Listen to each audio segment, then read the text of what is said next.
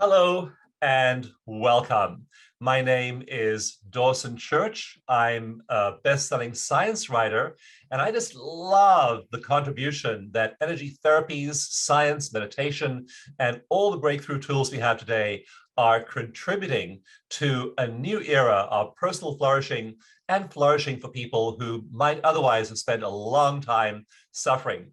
And one of my collaborators in this wonderful effort is John Dupuy. He is the co-founder and CEO of iAwake Technologies, and iAwake and John produce my favorite meditation tracks. There are lots of images on the web of me with my headphones on, meditating, and it's usually to one of John's tracks. He also came to this through psychology, specifically transpersonal psychology and the integral movement. He's also been working personally and professionally with brainwave entrainment technology for a long, long time, since 2004. And he has a passion for bringing the power of brainwave entrainment technology to the personal growth movement, especially to heal PTSD, addiction, depression, and some of the things that really sap and suppress human potential. He also is focused on the other side of the equation, which is flow, not just digging deep into those things that obstruct our psyches, but then how do we move into peak states? And many of the iAwake tracks actually bring you to those peak states. So I am delighted today to be in dialogue with John, and we're going to have a wonderful time together. John, thanks for being here. Well, thank you, Dawson. It's a privilege and an honor. And thank you, everyone, for being here. Yeah, it's a joy to have you. And so just before we dive into this whole wonderful world of both trauma healing and also peak states, just give us a quick sense of your history in this field. Oh boy, that's a long question, but I'll give you the short version. Well, I went to the wilderness to find God for myself, and had to leave the cities. I'd been in the Bay Area before that, and I discovered southern Utah, the wilderness. And so we went out there with my wife, and we yandered in southern Utah wilderness for about 6 months. And then we found there were programs that were taking young people out into the wilderness on healing journeys. And we're running kind of low on our, the beans and the rice was getting low at that point. And we were living in the wilderness, and we had a background in psychology. We'd been trained to be therapists and counselors. So we went and to the little programs were there. We were hired on the spot. So we spent the next, at least a decade myself being a wilderness guide. And I noticed that it was pretty apparent that most of the young people that showed up were there because of drugs and alcohol. And some of them were just having periods of abuse, like some of us do when we're young. We drink for a while, or we try drugs and we experiment, and then we go, okay, this is not working for me anymore. I'm tired of feeling like crap in the mornings, and this is interfering with my life, and we move on. We moderate, or we quit, or whatever it is. However, if you are an addict, by definition, that is something that you can't do by yourself. And so I just saw this, and I said, well, what am I going to do? And I'd worked in a treatment program in the Bay Area, Thunder Road. I think it's still going, a very respected treatment program for young people. And I was, as much respect as I had for AA, I just knew that there was a lot of things that were missing, and a lot had been discovered since 1939. I believe that's when the big book of AA was written. God bless those guys. God bless Bill and Bob.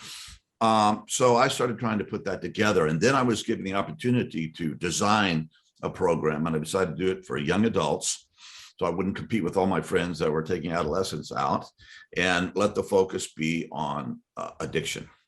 And I began to I was convinced that we weren't doing enough, and we just weren't covering all the bases.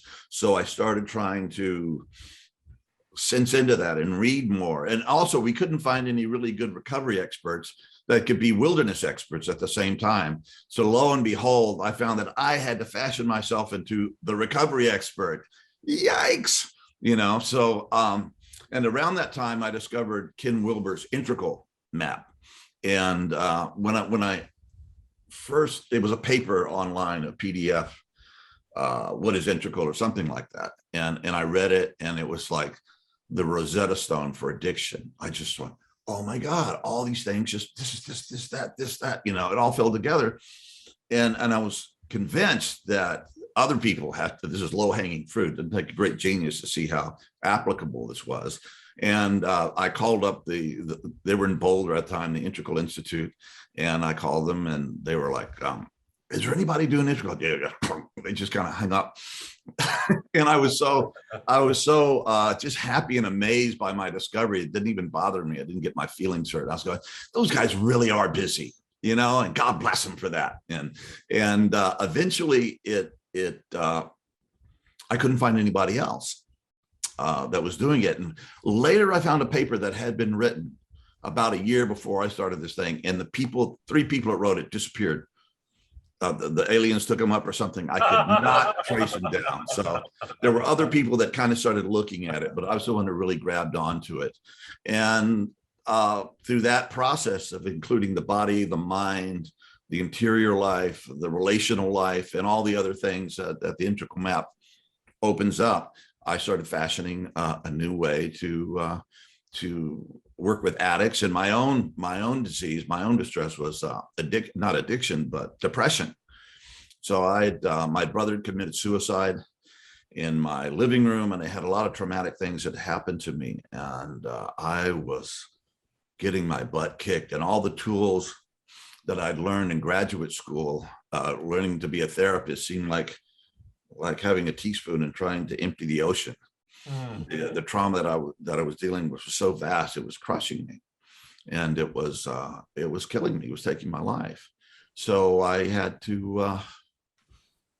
It's a long story. It was a long journey, but little by little, I started putting these pieces back together again. And then I started. Well, one way for me to deal with this is live a life of service to others. Okay, that seemed to help with my despair and my darkness. So when I was working with my students and dealing with addiction, I was very clear. I deal with depression, though I'm not an addict. And I told them my story, and they're going, yeah, you're one of us for sure. You get it. You know, you get the depths of that kind of despair. So it was a process of working on myself and finding practices that would transform me into the kind of man that I wanted to be in order to do what I wanted to do. And that was to be of service in the world, to give back, and to make my life mean something. So basically I was working on myself at the same time I was working with students and developing this model for addiction. So that's the not too long story. Yeah, that's a powerful analogy that they were saying you're one of us, because when we look at the neurochemistry of addiction, people are addicted actually not to alcohol, cocaine, heroin, whatever it is. They're actually addicted to the neurochemicals that come along with that, especially dopamine. Dopamine is the main reward neurochemical, and they don't realize we can generate dopamine with meditation. So meditation actually raises dopamine by up to 65% if you do it right. And so they're getting those dopamine hits through other kinds of substances, but also things like depression are often neurochemical. And for example, people can get addicted. Bessel van der Kolk, who wrote The Body Keeps the Score, says that you're actually addicted to this class of stress drugs called catecholamines. And your catecholamines, your cortisol, your adrenaline, all of these drugs, these brain drugs actually are really addictive. And so whether you're using substances or whether it's mood, you can be driving these drugs really high in your brain. And the beautiful thing about what you do now and what we're focused on is that we now realize, as we have sophisticated machinery like high-resolution MRIs, high-resolution EEGs, we are able to measure cortisol, adrenaline, all of these other neurotransmitters and hormones, that we're seeing now that the kinds of stimulation that people get when they use energy therapies or meditation or the kinds of neurofeedback that you can generate through your meditation tracks, they actually change the neurochemistry of the brain, and they change it really fast, and then people get addicted. They can get addicted to the high of feeling that good. So you're still an addict, you're just now addicted to something that isn't killing you. That's true. And hopefully you can get that through meditation, and that we can kind of get that under control and realize that one of the things that drives addiction and depression is trying to run from the pain instead of just being present with it. And I found that in my own work, interior work, that if I would just be with the darkness, would be with the trauma and the pain, eventually my body would express it and it would clear. And after that, there would be a place of peace and stillness, and often, not always, but often insight into what the issues were and how I should proceed from here. Yeah, and that question has been researched as to whether you need to go and be with that pain, or whether you can skip it and transcend it. And the answer is really clear, that you can't skip and transcend it. That's dissociation. And if you dissociate and don't come to grips with what is, then you just stay stuck there, or you suppress it and it becomes the shadow side. So sitting with it and being with it and actually feeling it, research shows, is necessary. There's no shortcut, unfortunately, to that step. Yeah, and of course, in my practice, I've discovered this. I thought I was really brilliant, and maybe I was in some sense, but there were a lot of people that had gone there before me, like Peter Levine, and the somatic work that I discovered. And later, well, at least I'm not schizophrenic. There's evidence that this is actually real. It was a big help. And to this day, when I'm meditating and the darkness starts to come on, because I am a depressive, it's something I have to be aware of. I just say, thank you, teacher. And I open my heart and I just stay with it. And it comes, it shifts, it does its thing, and then it begins to lift. Yes. Yeah. How long does that process take for you? Well, that's a really great question. I would say about 10 to 15 minutes, unless it's something really big.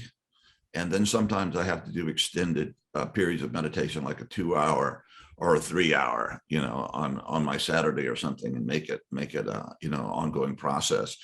And sometimes I've found that I seem to release maybe 25% of it, and the message, that's good enough for right now.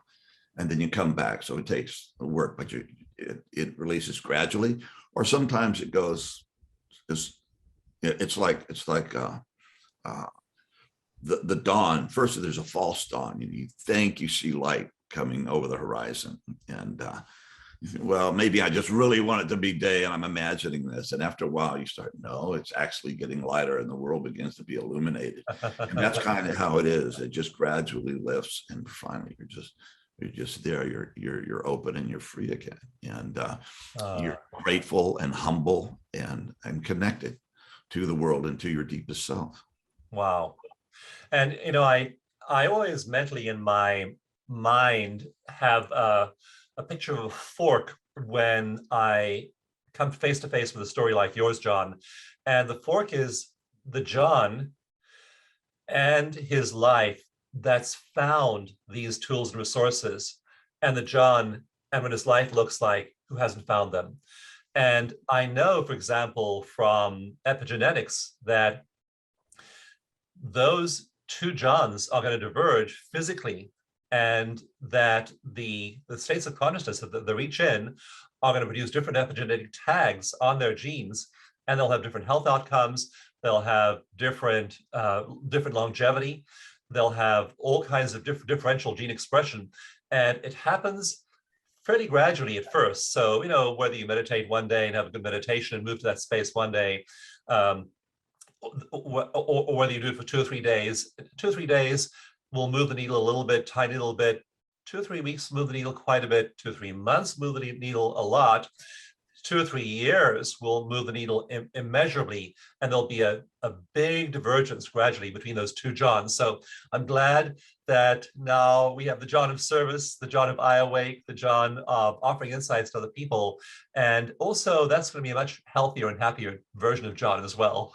Yes, on a live John, I don't think I would have survived. Quite frankly, I'd have gone the way of my brother. And the only thing that kept me from killing myself at some point was just I didn't want to do that to my parents. One suicide is enough, right? It's way more than enough. And so that kept me on. It was like, God, kill me, take me home, but I can't do it myself. And so I think Spirit honored that, and it began to be revealed in it. And also, it's not just the interior meditation work, but it's also exercise, yes, and diet, and the search for wisdom. In other words, there's so much available on the internet and books and all of this stuff like no other generations ever had access to. So we have to make choices, strategic choices about what we're going to fill our hearts and minds with. And I find when I focus on wisdom and learning and knowledge that will help me be a better person, and that we help me be of more service, that I'm also happier. And so you have to pick and choose, even the music that you listen to, or the books that you read, or the company that you keep. And of course, in life in general, if you are trying to achieve, I want to be a wise man who is a service to my people, then I have to find relationships and friendships and communities with people that will support me in that quest and not drag me down. And in addiction, if you think you're going to stay sober and hang out with people who are not sober, it's just not going to last at all. So whether it's cessation of these addictive behaviors or substance, or it's the aspirations to become something beyond what you currently are and to be the best version of yourself that you can possibly be as your gift back to life, your gift back to God, then it takes similar strategies. Yeah, and focus on all those areas: exercise, nutrition, social support, social awareness, media. And you can make choices about all of these things, and make choices not to indulge in the ones that don't support you. And this thing about people is interesting. Ram Dass, I heard Ram Dass say, like 40 years ago, he said, you don't need to collect people, you can let them go. And I was like, wow, I was so focused on having friendships and just clinging to them. And I began to realize at a certain point, post Ram Dass, that I needed to let people go sometimes. And it became a part of the journey. Afterwards, it becomes part of the energetic journey too, because as your energy changes, as you're lifting that burden, as you're changing behavior, then naturally you're drawn to different people and you resonate with different people. This whole idea of resonance is so interesting, that the resonant fields are one of the really pervasive characteristics of nature. And the earth has its resonance, 7.8 hertz. That's also the resonance of healing. That's also the resonance that a lot of your meditations take people into, that theta band of the healing frequency. And so resonance is a part of this. And after a while, you find yourself resonating with different people. And then there might be people too in your life at a certain point where you have to say, I need to not be around that person because that person does not support the kind of person I want to be. And it's interesting how we can cling sometimes to relationships that aren't serving us for a long time just because we've had them for a long time. And so that letting go of those people who are helping you stay stuck. Yeah, and that's the same thing about organizations. If you're in an organization, religious or otherwise, that doesn't allow any honorable way for you to leave, you're starting to get a little culty there, and you're starting to get controlling, and there's something not healthy going on. So we have to be, there has to be ways for us to part. And I think we are not alone in this quest. I do believe in God and a higher power and a greater purpose, and that comes through us at our best moments. And when we're being healers, boy, that feels like absolute grace for me when it's coming through, or either as receiving it or as it coming through me. It's big. So the right people show up, and the old cliche, the teacher shows up when the student is ready. Well, that's also true, and the right people show up. And if you I don't know if we're just putting out some kind of energy into the universe that it begins to attract like-minded people. But if we're on the path, we'll find the people that can support us. Yes, and they are essential.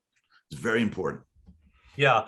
In fact, I've been getting knee deep into research now on people who break through to what's called enlightenment, or the peace that passes understanding, or fundamental well-being in some ways of classifying it. They actually become finders. They're no longer seekers. They're actually in that state semi-permanently. Predominantly, that's the predominant state, is in that state. And interestingly enough, it's often catalyzed by contact with somebody who's there. So they'll go and see a famous healer, or they'll go see somebody who's really at an elevated level, and just being around that person for a while. Again, the resonance factor is able to pick up what's resonant with them and then amplify that, and then they either then or subsequently are able to move to that kind of other place. So it really does shift us. Research just shows that people who make that transition from being seekers to finders actually usually immediately before that, or soon before that, have had an experience with a great healer, a great leader, a great transformational teacher. Something happened, and that they were in the field of that person, and that is associated with their subsequently breaking through. So yeah, people we're around are super important. And then other things you mentioned, diet, exercise, and then I love what you do now with iAwake too, because simply you can get to those brainwaves alone, but it's way easier to have a guided track bringing you there. Yeah, and your tracks are just remarkable. Just share with us how you came to learn about brainwave entrainment technology and progress with iAwake and go to where you are today. Yeah, well, a great question. Back in the days when I was working, just starting to work with addicts and design programs, we knew that step 11 in AA says, sought through prayer and meditation to increase our conscious contact with God, seeking only his will and the power to carry it out. And so that was built in to the DNA of the modern recovery movement, but there weren't a lot of people that were meditating and praying. It might be, Lord, help me to stay sober today. And at the end of the day, thank you for keeping me sober, which is nothing wrong with that at all, but it's not deep, contemplative, transformative practice. So I knew meditation was essential. So I began to meditate and try to get my students to meditate, and we weren't doing a very good job of it. And I had this kind of on again, off again, gone again relationship with meditation over the years, because it really takes a long time to start feeling the benefits. And, if you're an addict or you're in deep depression, you need relief more quickly than that. Ken Wilber said that he meditated for 5 years, 2 hours a day before he felt any changes happening. Wow. Now that is superhuman effort, which I was not capable of. So that was my puzzle. How do I get this meditation thing to kick in for myself and for my students?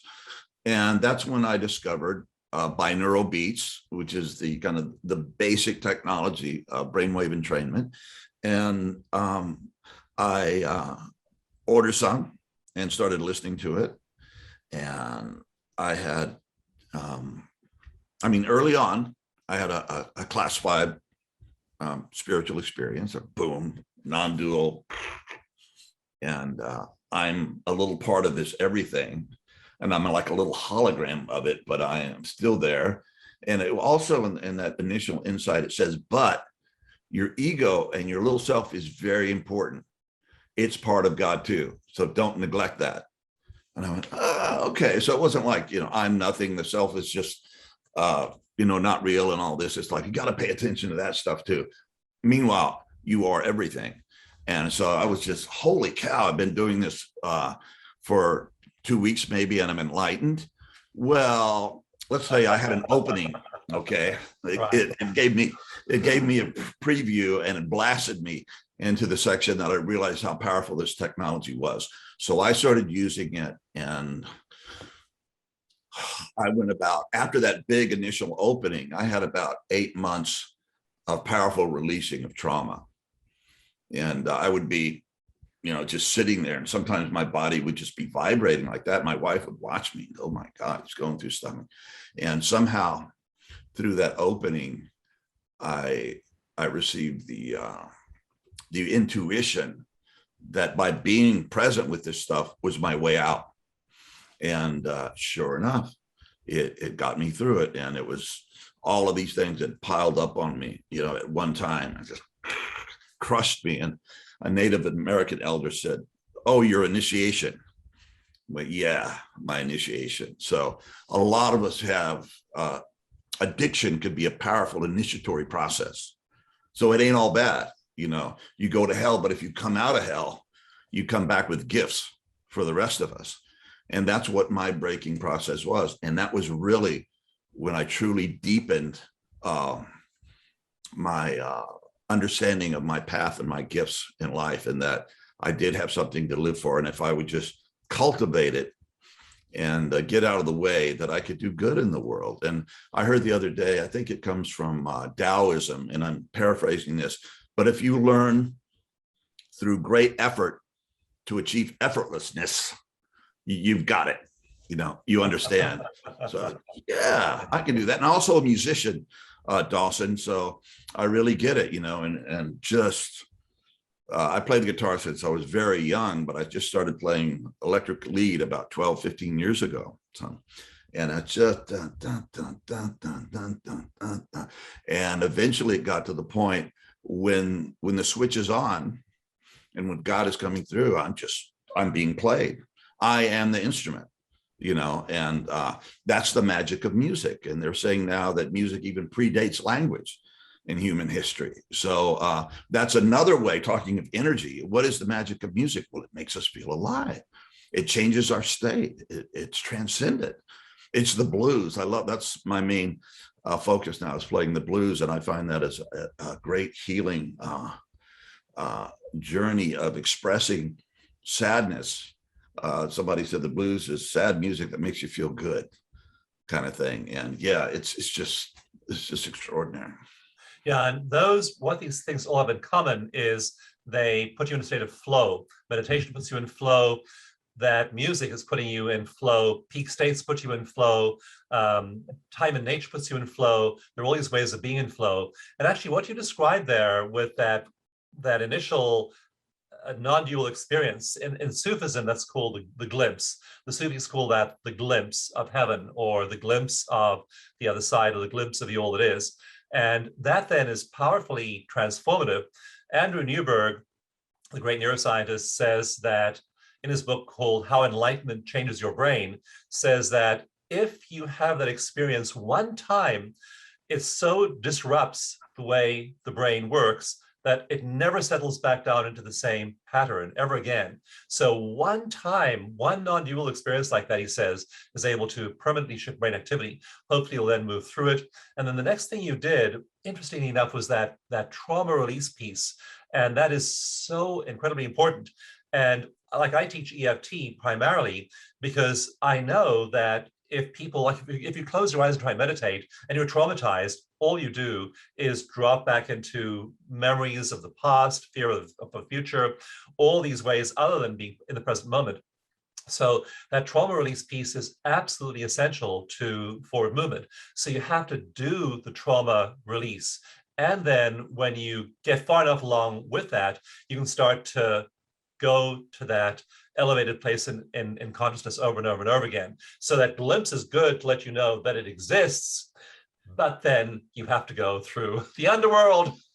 You do, absolutely. Yeah, and then release that, and then you can start to cultivate those states on a more consistent basis. So we teach meditation to bring you to the mountaintop, and then EFT to excavate all of that stuff that stops you from getting to the mountaintop. Or if you get to the mountaintop without having done work on all that trauma, then we've seen plenty of spiritual teachers where their unhealed trauma becomes the dark side, and they become abusers, molesters, swindlers, all kinds of people at the mountaintop. But unless they've healed that trauma, it becomes the shadow.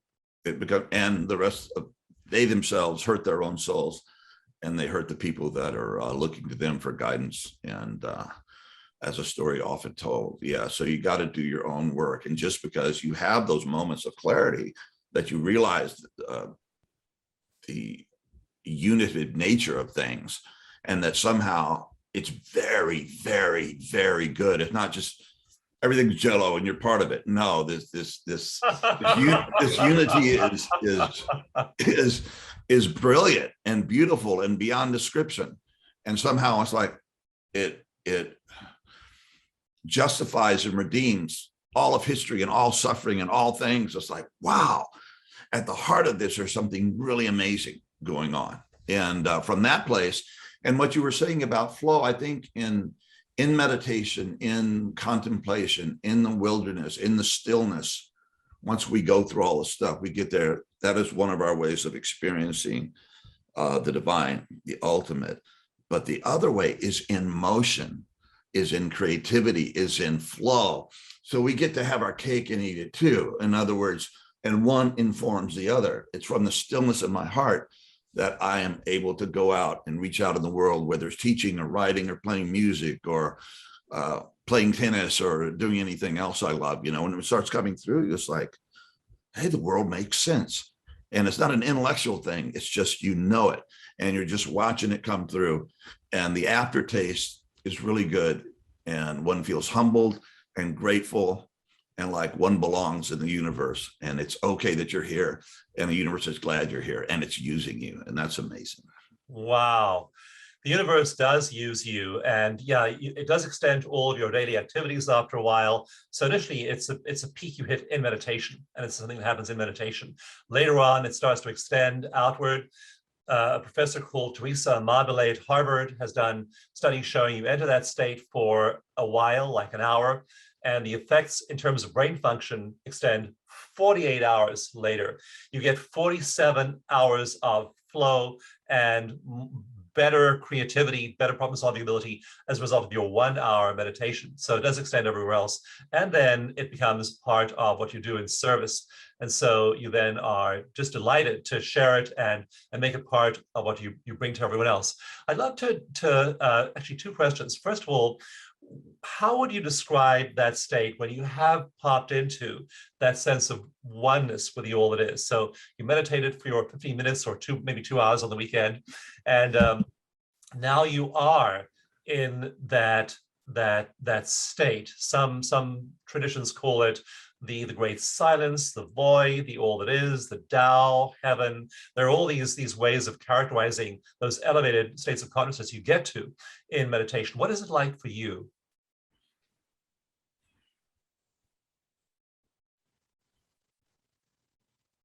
First of all, it doesn't feel like the void in the Western existential meaning of the word. You know, just vast nothingness. It's vast everythingness. And it's very loving. And at the heart of it is love. And any claims of enlightenment or spiritual growth or progress that doesn't include compassion and love seems to miss the point. And Jesus once said, if that light be darkness, how great is that darkness? You know, so,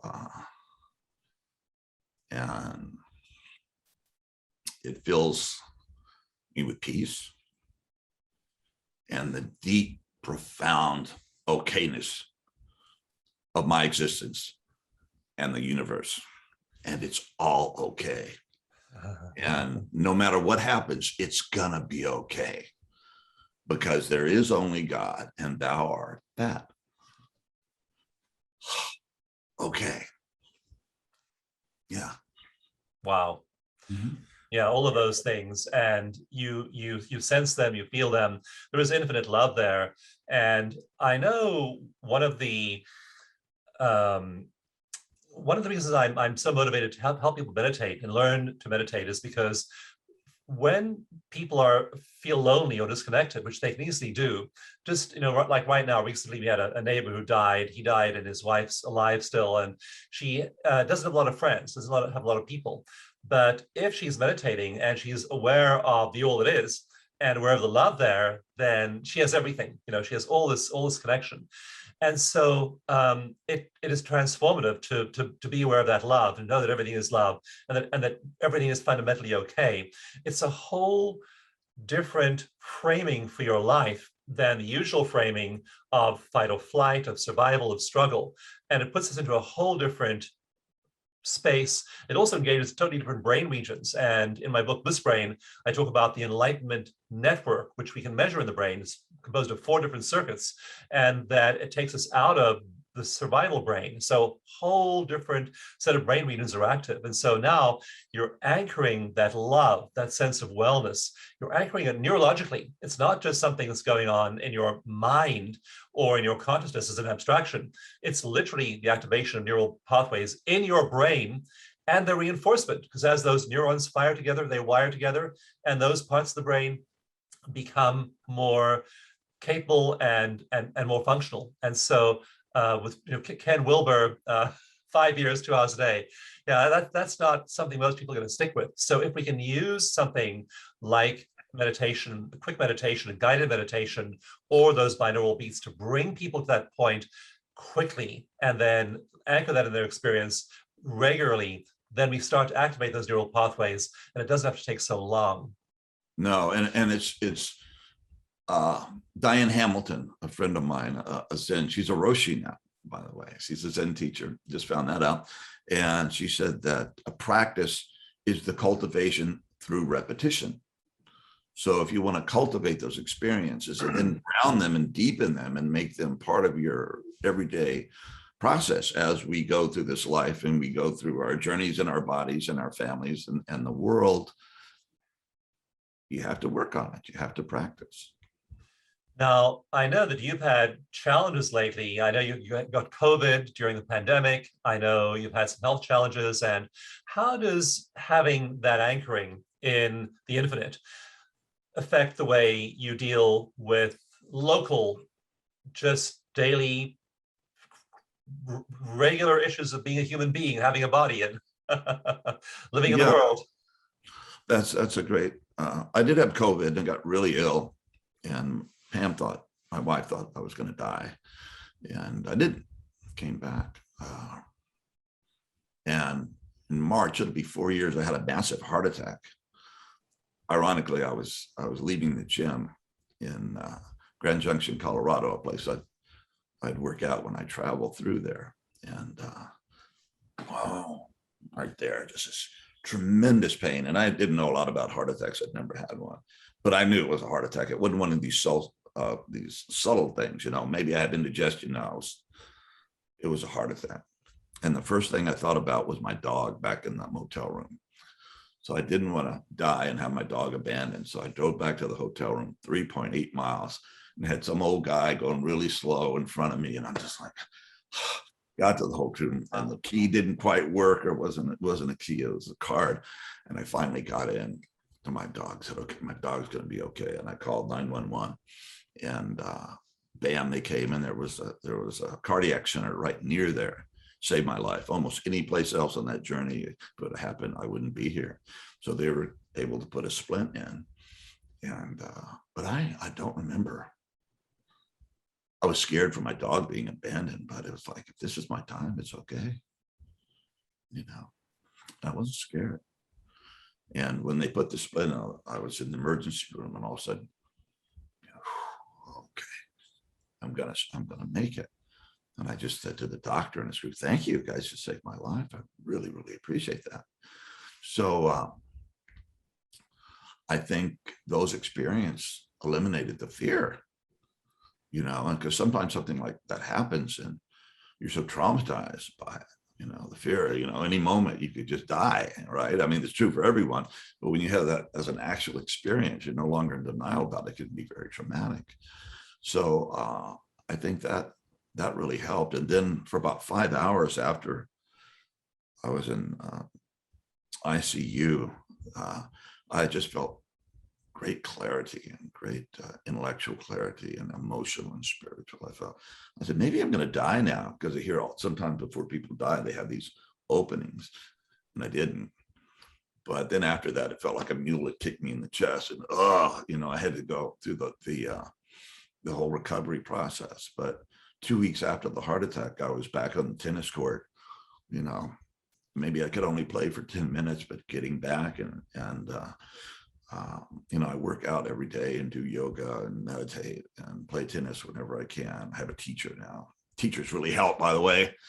I played 30 years. Oh my God. Just making it up or seeing what I could see Roger Federer or one of the greats on television do. I sucked. It was terrible. So when I got here to Louisiana, where I am, we came to care for, support my wife's aging mother. I was able to have a teacher, and I just totally reconstructed my game.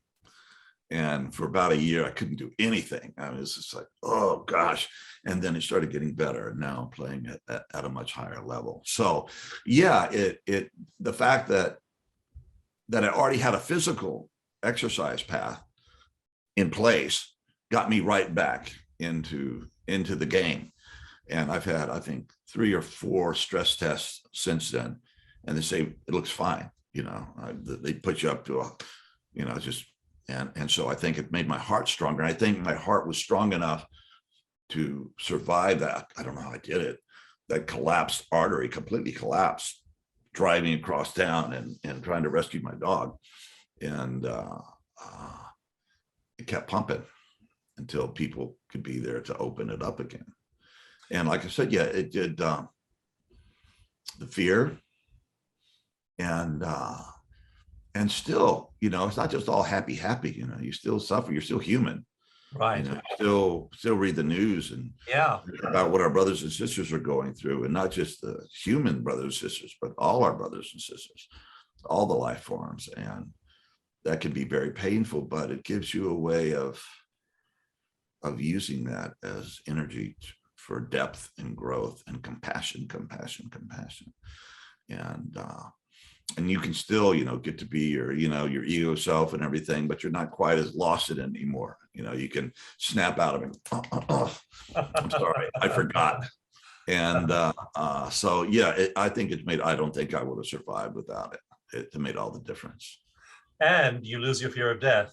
You just know that fundamental wellness, that fundamental wholeness, fundamental wellness of the universe, regardless of whether your physical body lives or dies. It's very powerful to live not fearing death. I know yesterday morning I kissed my wife before she went off to go and do an art project. She teaches art and she does art.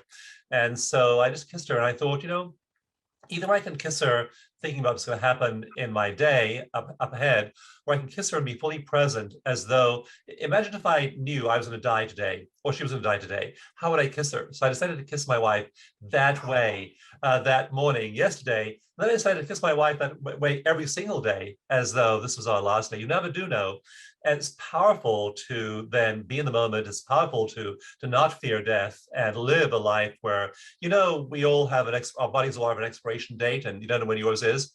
And you just go ahead and live fully, being that being, incarnate in your mind and heart and body, regardless of what's going on around you. Sometimes it's good, sometimes it's bad, but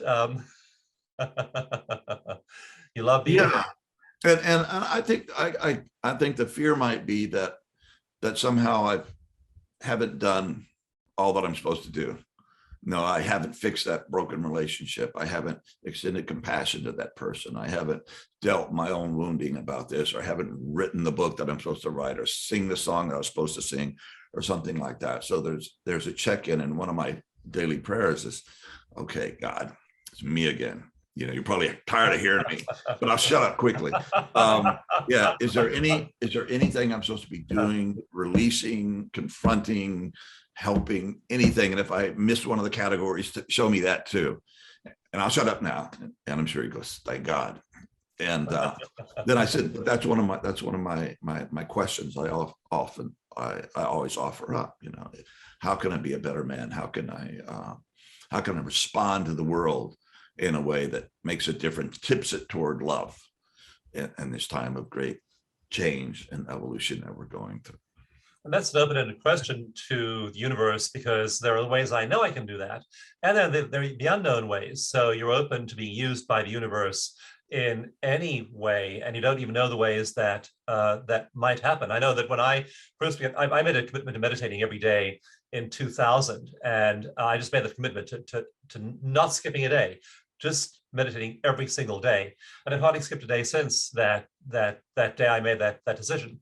And all kinds of things have shifted for me, all kinds of things have changed. And so it's powerful to open yourself to the universe and say, I'm here, I'm available. And when we do that, then the universe has a way of saying, okay, there's somebody down there who's paying attention, who's showing up. We can really work with that person. And the other point you mentioned was your tennis game and training. And one of the fun things about, I'm doing a series of events now with people, and one of them was with Donna Eden.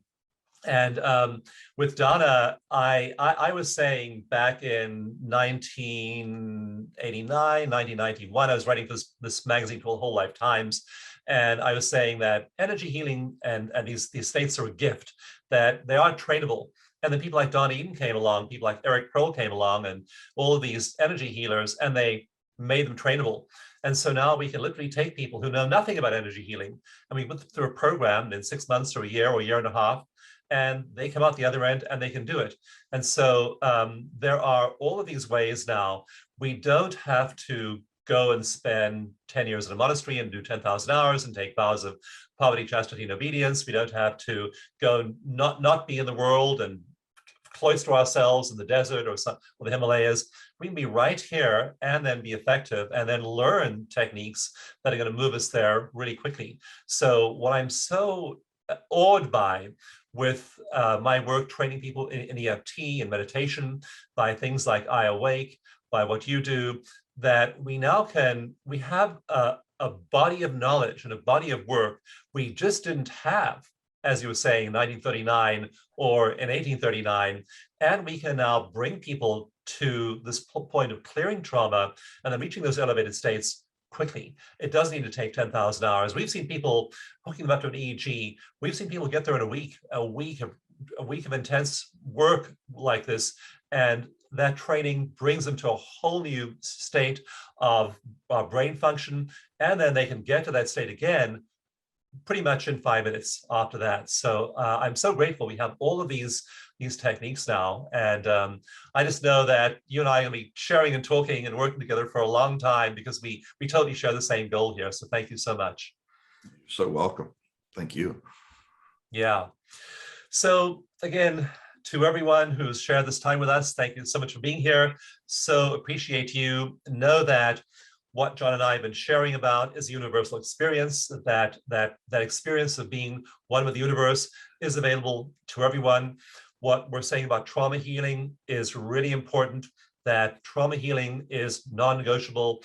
You need to go through this. Whatever method you use to release trauma, it is necessary. But you'll have those glimpses along the way of something transcendent. And then as you let go of those old habits, those addictions, those patterns, those behaviors, those worldviews, those core beliefs that are holding you back, as you tap them away, as you meditate, as you center yourself, as you experience them, and then, as John was saying, his body would shake with releasing them, then you can start to move to these elevated states of consciousness and really experience all the love of the universe. So I think, John, I'll speak for you when I say that we know that everybody here today and listening is able to experience that love of the universe. And I think I can speak for you, John, in saying that's what John and I want most for you.